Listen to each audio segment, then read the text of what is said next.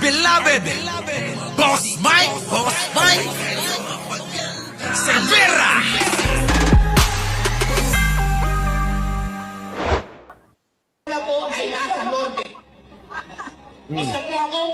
Ang Isabela daw ay nasa norte.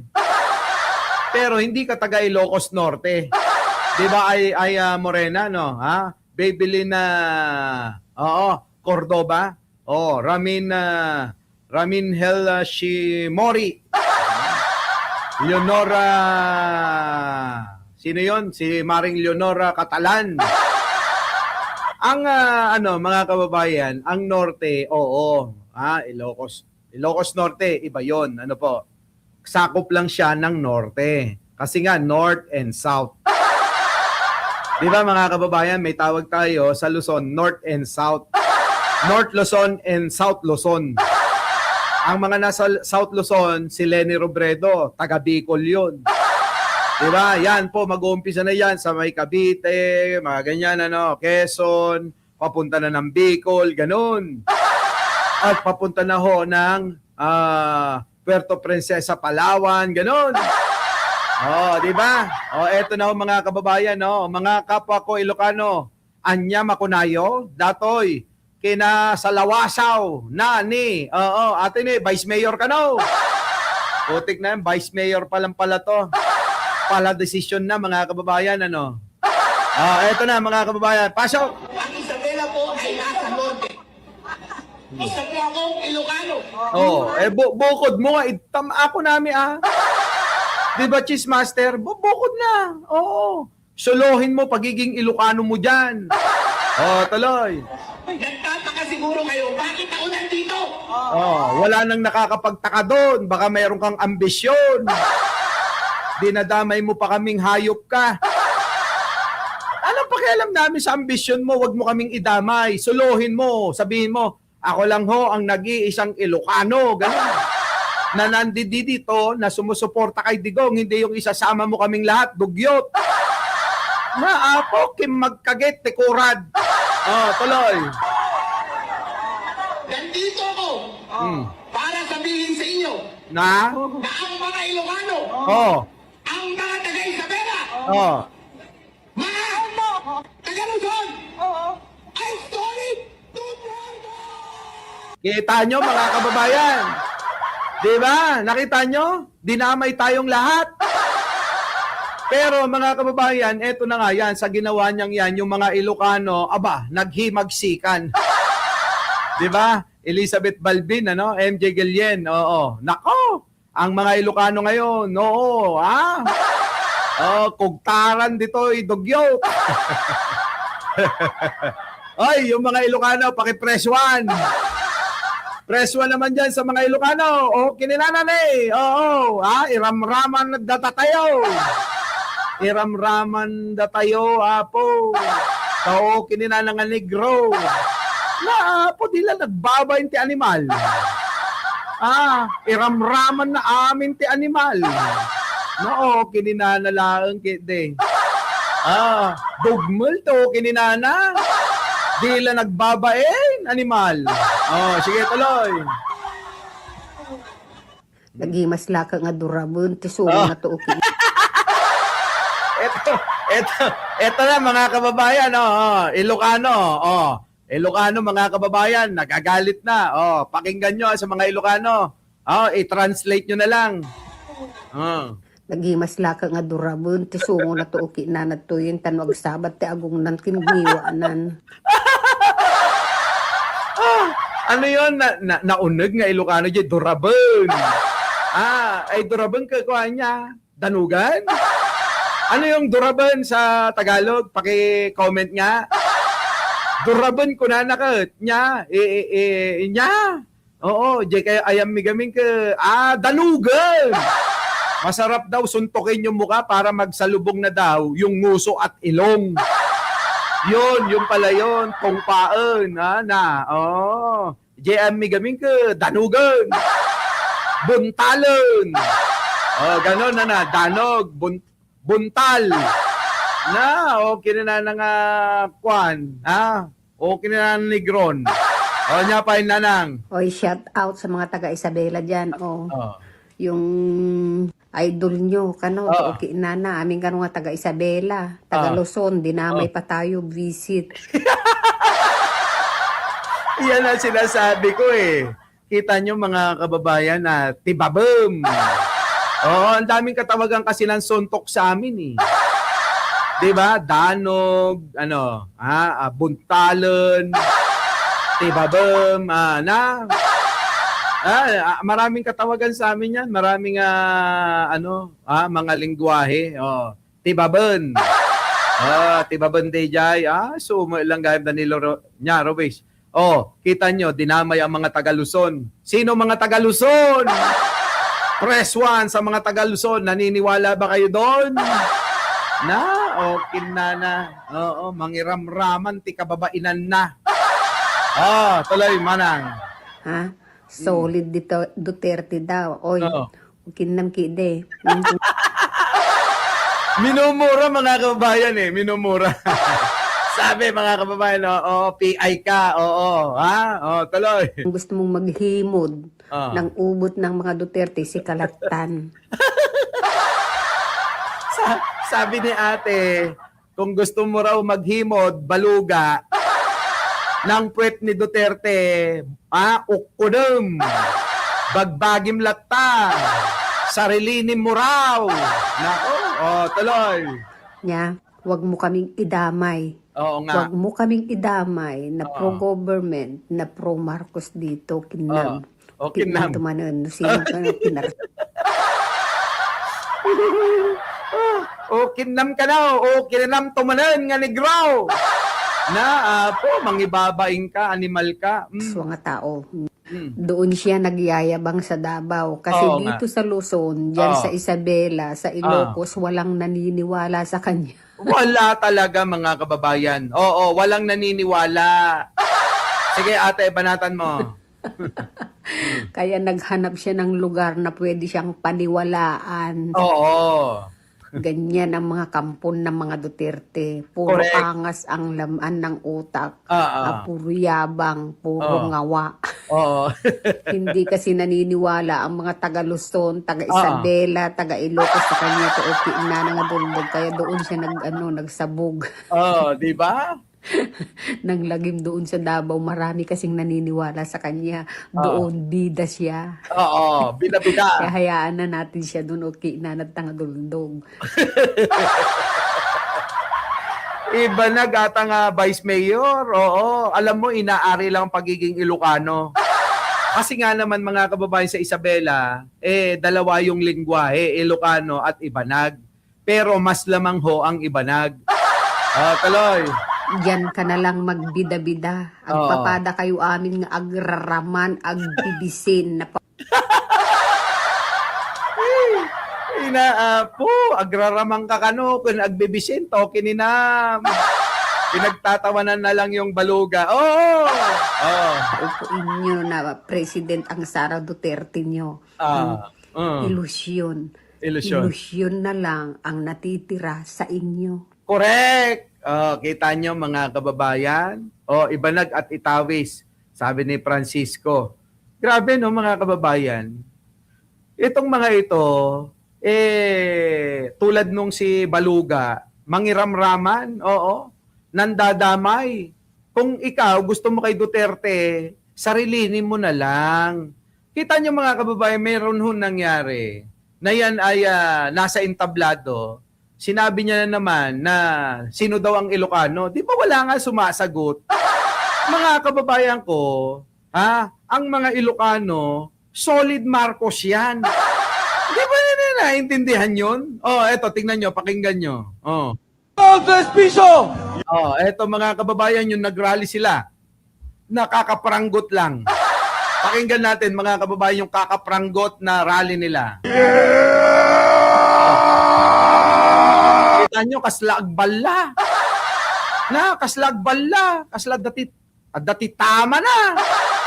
Mukhang may tama ito mga kababayan. Tignan nyo. Bakit Ilocano dito? Kahit ko kayo mangeg! Wala! Sumigaw mga kababayan, sabi niya, sa mga Ilocano rito, gusto ko kayong marinig. Yun ang sabi niya, ulitin ko ha. Sa mga Ilocano raw, dito, gusto ko kayong marinig. Wala namang sumigaw.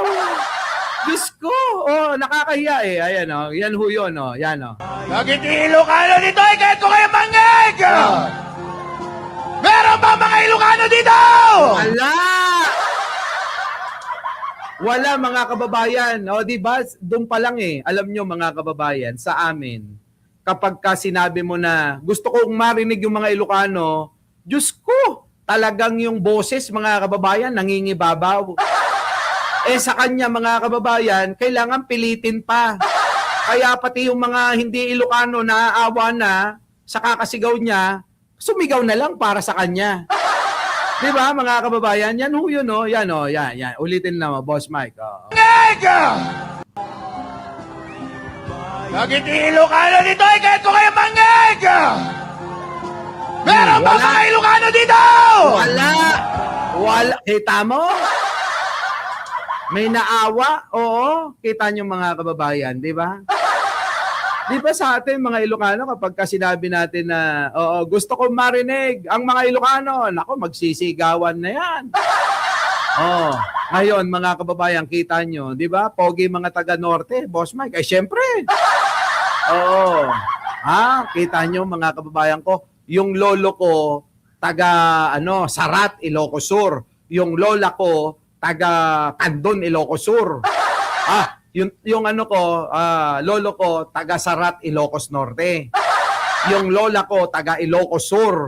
Kita nyo mga kababayan ko. Kaya pag poging-pogi yung lolo ko eh. Dito mga kababayan ko, wala. Nga. Diba? So dito natin makikita mga kababayan itong si Baluga, manggagamit talaga.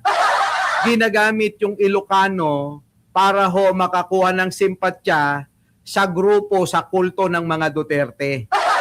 Nakuha nyo yung diskarte niya? Magpapanggap na siya yung representante ng mga Ilocano para makuha niya yung pong atensyon ng mga loko-loko. Yung pong mga DDS. No, mga kababayan, style yan eh. Para lang makakuha ng atensyon. Ganon, mga kababayan. Iba ang motibo. Eto mga kababayan. Sabi niya mga kababayan kanina, lahat daw ng Ilocano, isa pa, balikan natin to. Lahat daw ng Ilocano solid na Duterte. Ako ay nasa norte. Isa po akong Ilocano. Nagtataka siguro kayo, bakit ako nandito?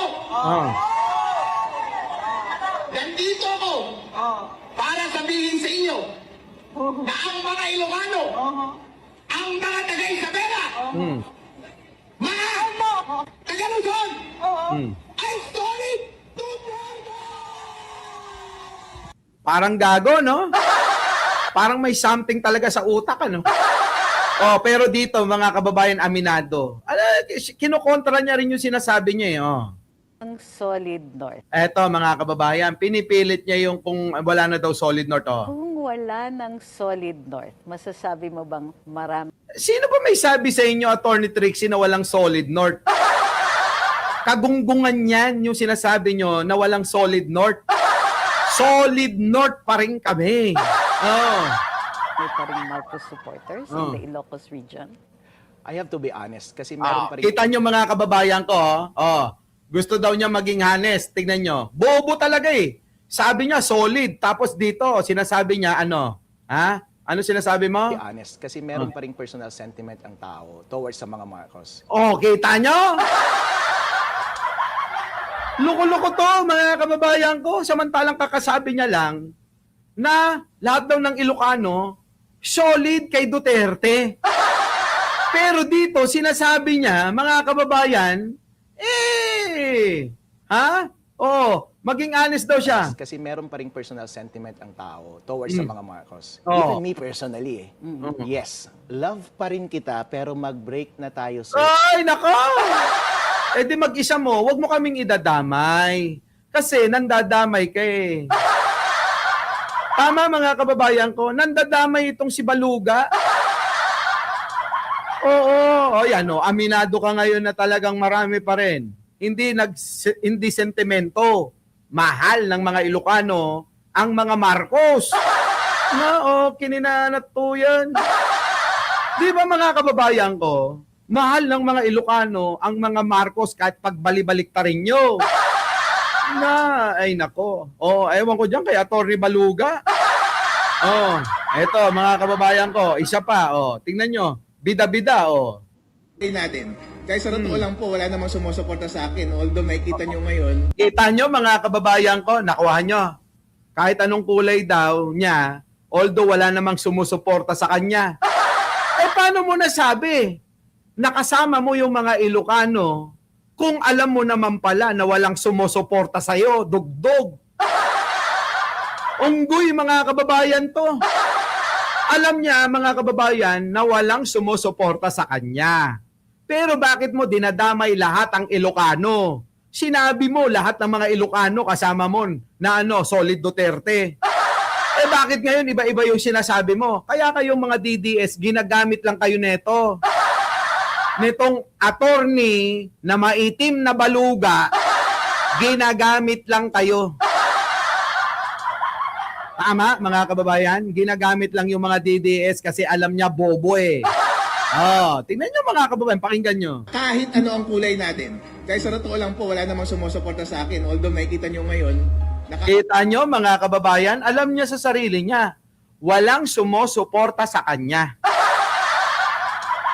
Nakakahiya ka, hayop ka. Ano na nangyari nga pala dun sa in-expose mo kay George Garcia? Ano na nangyari? Tagal-tagal na nun na.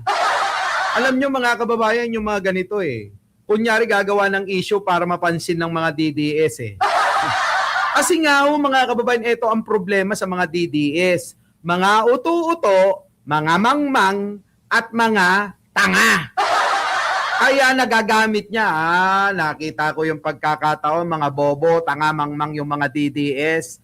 Pwede kong gamitin sila. Ganun mga kababayan ang diskarte niya. Gagamitin niya yung DDS para sa pansarili niya na na agenda. Kininana. Ano na nangyari nga pala doon sa pinaglalaban mo kay George Garcia? Eto mga kababayan, tagal na nito, wala pang nangyari. Sa ating pong sa social media, sa Facebook, more particularly na mga video na sinasabi niya na kaya daw niyang manipulahin ang ating vote counting machines. Yan yung mga sinasabi niya na kaya niya daw manipulahin yung mga makina, ganyan. Meron daw mga backroom program na kayang gawa ng paraan ang lahat ng ang eleksyon. Actual daw, kunwari, actual na minamaniobra niya ang halalan. Kita nyo mga kababayan, nagyabang si Baluga. Nagyabang si Baluga, Demoy. It's me, Enrique. Michelle Reyes. Hello. Opo, I'm Malayco. Nako, Nicolas Daichoco. Marlon Baptista. Nagyabang Lani Royston na kaya niya daw manipulahin yung eleksyon. Kasi yun yung binibintang dito kay George Garcia. Ngayon ang tanong ko, asan damakmak yung kanyang dokumento na dinalat sinampa yung kaso laban kay Garcia? Tanungin nyo kung ano nangyari. Virginia Romero, tanungin nyo, ano nangyari? Francisco, ano nangyari doon? Wala. Nga, mga kababayan. Tignan nyo, mga kababayan. Ito po ay napaka-dangerous, napaka-mapanganib. Ang inireklamo, si Attorney Jeril Respicio. Ang sinabi ko was, sabi ko, kita nyo, todo explain ka na. Kasi wala kang mapapatunayan, puro ka lang boka, gusto mo lang magpapansin talaga sa mga DDS. Diba, Vicky Sadi? Jobro, gusto niya lang, Gemma Garais, Charlie Whiskey, na magpapansin sa mga DDS. Wala stick miss Elena Avila. kapag connected yung ACM sa internet bago mag-print ng election return, pwedeng ma-hack yung... Ay, naku! Nasaan na nga? Di ba? Nasaan na, Roland Pascua, sarsarakan tayo jay indimandana. Leonardo Apostol, hinahanap natin dito. Nasaan na yung dinimanda mo na si George Garcia? Eh kung totoo pala yung sinasabi mo, kaya mo lahat ipatunayan, eh bakit ngayon wala? Ang tagal-tagal na yan Bago pa lang ang eleksyon, binabanatan niya na. Natapos na ang eleksyon, mga kababayan, 1 taon na si Digong. Nakakulong sa dahig. Ayun, wala pa rin Diba? Elican del Carmen. Wala. Mga kababayan, walang napapatutuhanan. Ay, nako. Our beloved Boss Mike Severa.